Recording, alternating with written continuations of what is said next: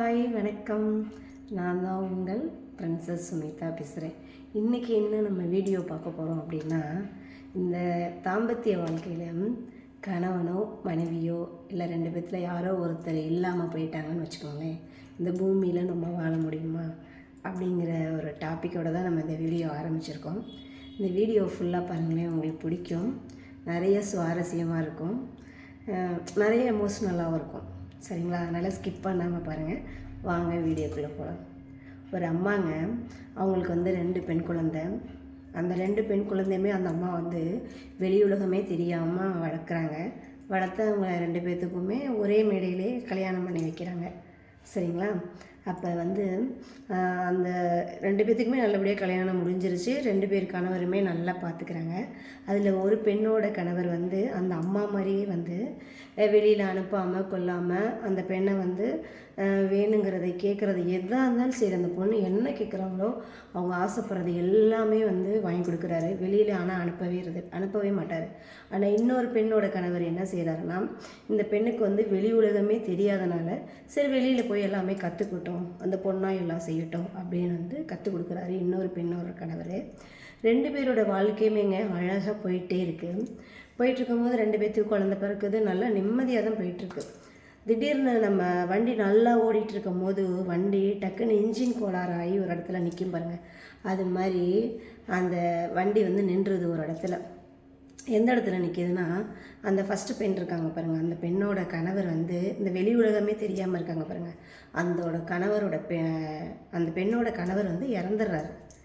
இறங்குற போது அந்த பெண்ணுக்கு ஒன்றுமே புரியலை. ஏன்னா அந்த பொண்ணுக்கு வெளி உலகம் தெரியாது, யாரையும் தெரியாது, என்ன பண்ணணும் ஏது செய்யணும் எதுவுமே தெரியாது. அப்படிங்கிறப்ப அந்த பொண்ணு என்ன செய்ய முடியும், வாழ்க்கையே இருந்து போன மாதிரி அந்த பொண்ணுக்கு ஆயிடுச்சு. இருந்தாலும் என்ன பண்ணுறது, குழந்தை இருக்குது, குழந்தைக்காக அந்த பெண்ணை வாழ்ந்து தான் ஆகணும். அப்படிங்கிறப்ப முட்டி மோதி அந்த பொண்ணு வாழ ட்ரை பண்ணுறாங்க. இந்த உலகமே தான் தெரியுமே, ஒரு கணவர் இல்லைன்னா என்னென்ன அடிகள் கொடுக்கும்.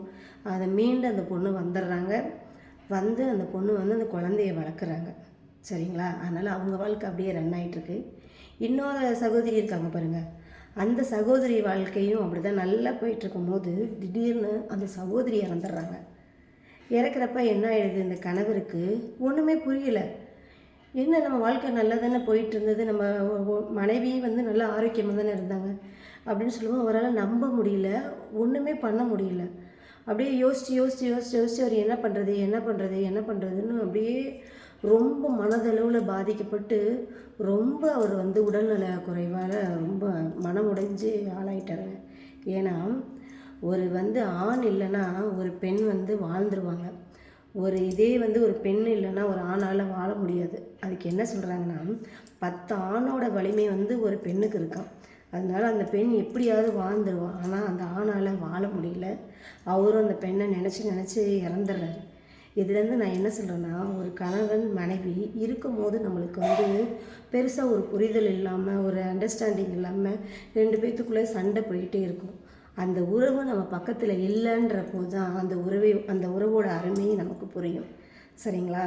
சில ஆண்கள் பெண்ணை ரொம்ப அடிமைப்படுத்தி, அவங்கள அசிங்கப்படுத்தி, அவங்கள இழிவுபடுத்தி நடத்துகிறாங்க. அது மாதிரி நடத்தாதீங்க.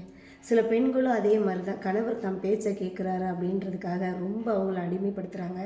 தன் தாயிட்ட கூட பேசாமல் அவங்கள வச்சிடுறாங்க. அந்த மாதிரிலாம் யாரும் எதுவும் செய்யாதீங்க. சரிங்களா? ஏன்னா இந்த உலகத்தில் நம்ம இருக்கும்போது எதுவுமே தெரியாது, இல்லாதப்போ தாங்க தெரியும். அதனால் ஒருத்தருக்கு ஒருத்தர் விட்டு கொடுத்து வாழ்வோம். என்ன மக்களே, இந்த வீடியோ பிடிச்சிருந்தா லைக் பண்ணுங்கள், கமெண்ட் பண்ணுங்கள், சப்ஸ்கிரைப் பண்ணுங்கள், சப்போர்ட் பண்ணுங்கள் ப்ளீஸ்.